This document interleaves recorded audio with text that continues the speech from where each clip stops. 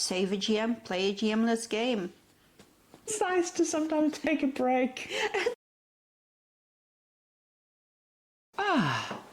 Morning. Getting back to the routine, aren't we? Yes, welcome back to Tentacle Quill. Yeah, welcome back. Okay, so we interviewed Ash at Contingency, and the thing that really got us chatting to Ash is one of his games. Yes, Family Affairs, which is a narrative game. Very different from other things we've played at the con. Yeah, so it's a diceless, GM-less, fucking fantastic four-player experience. It has to have 4 players. It doesn't scale. No. But yeah, it's so fascinating from just like a writing point of view. Oh gosh, it's really well done. Oh, yeah. So let's give it a little synopsis. So basically, because you can't spoil it, which is the other thing, which is brilliant. Exactly. Even though, we played it again this week with some friends, and oh my god, it holds up. It holds up so well. It really does. It really does. So it's for free. You can Damwain Games on itch.io. I will have a link. Yes, we will. And honestly, if you've got 3 friends, and you sit down to play this thing, it's utterly fantastic. Yeah. So basically, the setup is you have 4 players, 4-player roles, and then you have a bunch of scenes. The scenes are sort of pre-written. So the whole this is it, right? Yeah. So the whole system fits on 3 pages. One of those pages you cut into the character sheets, which are basically the characters' names, their job description, a 1-word relationship with every other player at the table, their age, and then some questions, narrative questions to answer through the game. Indeed. Another page basically just outlines how to play, and then another page is every scene of the game. So there's a 3-act structure. 3-act structure with a number of scenes each. Well, so a 3-act structure with 3 scenes, and then there's an epilogue. There is the epilogue indeed, and that's where you can really fuck people up. Energy, you little shit. Yes. So someone had pixie sticks for breakfast. You totally did. So basically, you go through the story of an affair in a family. So 2 sisters are married to 2 best friends. Yes. And the younger sister is sleeping with the older sister's husband. And the first scene opens with them in bed, and she says, "Hey, I'm pregnant." Yes. And so how it works is each act, the first 2 scenes are between 2 people. Yeah. And then the 3rd scene in every act is between all 4 people. And it basically says for each scene, here's what's happening. Yes. And here's a bit of information that has to be revealed in the scene. Yes. And that's it. That's it. Everything else you can fill in. Yeah. You can make them gay, you can make them cats if you want to. Maybe not this cat. This cat with the fucking energy of a demon this morning, my boy. Yes. Oh no. The thing is that you would think it would play out so similar because all this stuff's laid out. And I think from a writing point of view, I find this so fascinating. Yes. Because I think you could basically give the narrative structure, the outline, if you will, to 12 writers. Yes. And you could say, hey, you have to write a script for this episode, so to speak. Yeah. And you would get out 12 very different experiences. But what's interesting, and so this is so fascinating to me about it, is if Ash wrote more information down, the game would be less good. Yes, indeed. When I first saw this game advertised, I thought, oh, it's going to be such a sad, serious, very Ender-style game kind of thing, you know, very rooted in reality. But we had so much fun with it, because you can make the characters your own. You can make the characters do other things. As long as you follow the structure, you can fill in the gaps with... The only thing that's defined really are like the characters' ages and job professions. And the job profession matters, right? Yes, indeed, because it's kind of... But even the relationships, it's factual, right? Yes. It's like you're this person's sister, you're this person's husband, you're this person's best friend or whatever. You're this person's boss. Or you're this person's boss employee. But there's no... Do you have a good marriage? Are you good at your job? It also solves a lot of problems that players have with populating their character sheets. With if you give a group of 4 random people and they haven't even started playing the game yet, and you say, okay, you all have to establish relationships with each other, you're gonna be there for a while. Yeah, it's so fascinating having done all the improv stuff that I did. You know, the one of the things in improv is always the who, what, where. Yes. Whereas, like, as quickly as possible, you need to establish who you are, what your relationship is to each other, and where you are. Yes. And, like, that's, like, base level 1 stuff. But then even when you're doing, like, more advanced courses or you're rehearsing with a troupe or whatever, you do kind of come back to just practicing and rehearsing that because you forget about it, right? And that's basically all Ash is giving you is who, what, where. Indeed. And you're just kind of yes-anding each other. So it's another thing that has got in common with improv. Yeah. But even so, I've never done improv. No, and I don't think you need to have... I do think if you've done improv or if you've role-played before or if you just have, like... If I had 3 friends who were complete normies who had never role-played, never acted, never done anything like that, no, they weren't writers or whatever, and I sat them down and I was like, let's play this thing.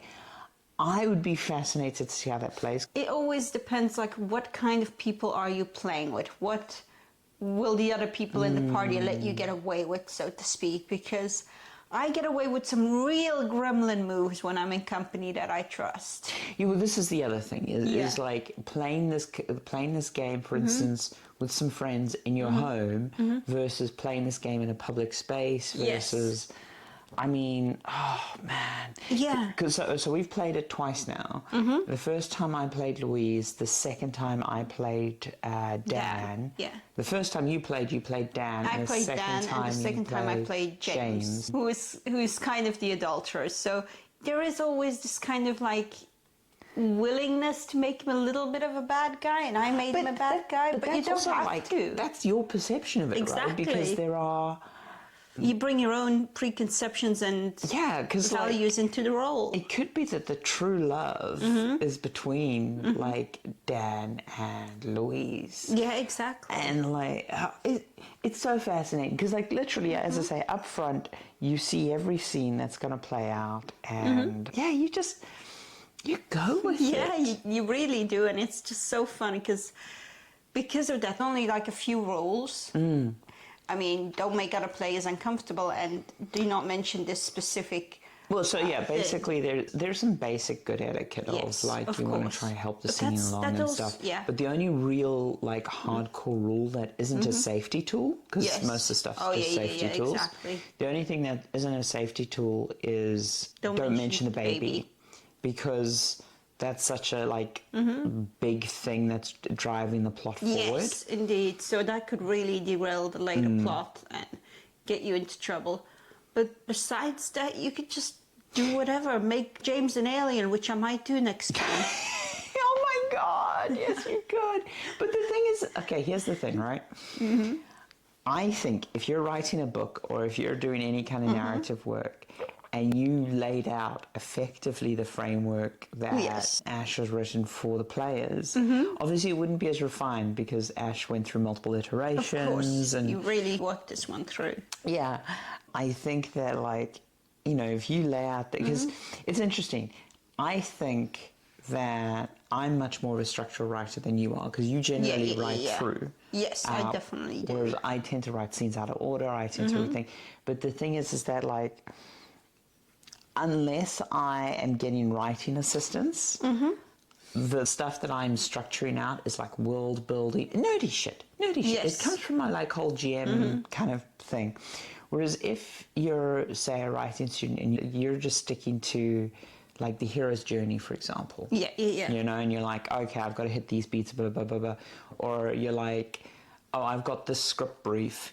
And I know that I need to hit these things because this is what the producers want. Yeah, it's really an exercise in restraint, basically. Like, if you were to use this as a writing tool, you could make something really fun out of it. But because of the constraints, you'd have to really work hard to make it fit. And that is a really fun challenge because you could play through so much in one scene, but at some point you've got to say, stop here. and go on to the next scene and let other people add to it. I think that's the other thing I love about this so much. Yes. Is, you know, obviously it's an experience neither of us have had, which is the writer's room, right? You Yes, know, like indeed. we've read about it, we've seen it and stuff. But, I mean, I've had close to that in the video games industry, but not so much for writing specifically, more for game design when I've like been a lead designer or something. And you're just all spitballing in a room, right? Yeah. And you're going at it. The collaborative storytelling of 4 people around a table produces a much better thing than if any one of them sat down to fill in the gaps. Yes. I think too many people focus on the negative sides of the writer, director, actor relationship rather than the collaborative creation process that comes out of that thing. And it's an experience that a lot of non-creative adults don't really have. It's kind of a... And to be clear, all adults are creative. It's just whether or not you have spent your time doing creative stuff. When I say non-creatives, I mean people who are not working in a creative environment. Well, it's people who aren't exercising the muscle. Yes, exactly. Is the big thing. And I think, you know, there is a big difference between if you work in a creative job and you don't. Because you spend so much time at work, and as an adult, work becomes such a big thing for you. Yeah. But basically, it's a lot of like play together, play off of each other, follow these little rules, but at the same time... Put the ego away. Yes. Yeah. No, it's just a lot of fun because you basically just... You're doing a scene, and the next person do their scene, and you're like, oh, they did it like this. It's so nice when someone has thrown a little detail into a scene, and then you're like, you're pulling that out or whatever. Like, the last time we played, I think one of the small details that became a whole character-defining trait was someone made a joke about a Star Wars bumper sticker. Yes. And then, like, we immediately defined, okay, well, that character is super into Star Wars, and that, like, led into a whole... Yes, indeed, indeed. No. As I say, it's free. It's a 3-page thing. If you've got some role-playing friends, family affairs, and if you've played it once, honestly, the second time's almost better. Yeah, exactly, because you can like you try out new roles, so there's definitely a lot of replayability there. You could even replay the same role and just tackle it very differently. You could... And I mean, the reason we played it this week is some players couldn't turn up. Yes. And we had 4 players, and we're like, hey, it's GM-less, there's no prep. So if you've got a D&D game and not enough players show up, time to put on the soap opera, baby. Yes, that's basically what Ash said. I'd like to have players sit around the table and tell me my soap operas. So But yeah, for any role-playing group, this is such an easy one to sort of have in the like bag for when 4 players show up and you don't have enough to run, or when 3 players show up and the GM or something. I'm sorry, I'm just imagining this, but the roles have been replaced with like Sasha as James or like Greg as James. The thing is that like I have been running and writing games and playing in games, you know, for over 30 years now. I've always enjoyed the light narrative games. I've enjoyed light systems and stuff. But this is such a beautifully written, well sort of encapsulated so well done. thing. It's so well done. Yeah. And you know, save a GM, play a GM-less game. It's nice to sometimes take a break. Because nobody has to take on the role of GM. It's a lot more approachable, even if you're not used to playing D&D or other tabletop style games, because everything's basically planned for you, and all you have to do is obey this one rule and have an imagination and bring it to the table. And yeah, if you're into improv, if you're into writing, if you're, you know, if you want to become a novelist or whatever, I think this is just a fascinating exercise to put yourself through. Oh, so much. It's so fun. Just because, like, I would totally sit down some of my writing cohort friends and just go, hey, guys, want to play a game? Yeah, no, it's very approachable. It's so approachable. But yeah, so like, oh man, it's the little details, as I say, like the jobs, because like their jobs are like a school teacher, 2 people who work in the care industry, and then 1 person who's a nurse, right? Yes. And those jobs fundamentally stop them being a whole bunch of things. Yes, indeed, because it also implies a certain personality, for example.